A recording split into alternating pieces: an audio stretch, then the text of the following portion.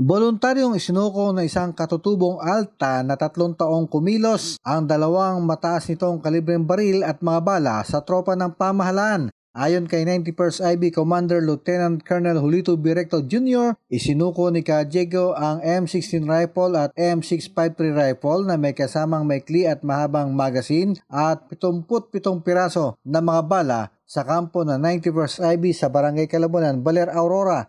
Ang pagsuko daw ni Diego ay patunay na pinagsasamantalahan ng mga communist terrorist group na sumapi sa armadong pakikibaka upang labanan ang gobyerno. Pinasalamatan ng opisyal ang pagtitiwala ni Diego sa gobyerno na nagsusulong ng kapayapaan at kaunlaran sa lalawigan ng Aurora. Dahil nalalapit na ang Pasko, hinikayat ng opisyal ang nalalabing NPA na sumuko na at magbalik loob sa gobyerno. Nakahanda daw ang 91st IB na kalingain ang mga gustong magbagong buhay upang makapiling ang mga pamilya nito sa Aurora.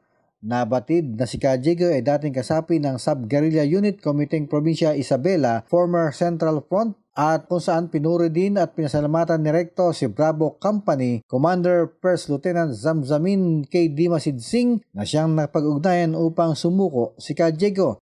Nagpahayag naman si Diego ng pasasalamat sa ginawang pagkalinga sa kanya ng kasundaluhan. Sumuko daw siya dahil sa hirap na nararanasan sa kabundukan at sa walang patutunguhan nilang ipinaglalaban dahil wala nang sumusuportang masa sa kanila. Nanawagan din ito sa mga dating kasamahan na sumuko na at bumalik na sa kanilang pamilya ngayong nalalapit na Kapaskuhan.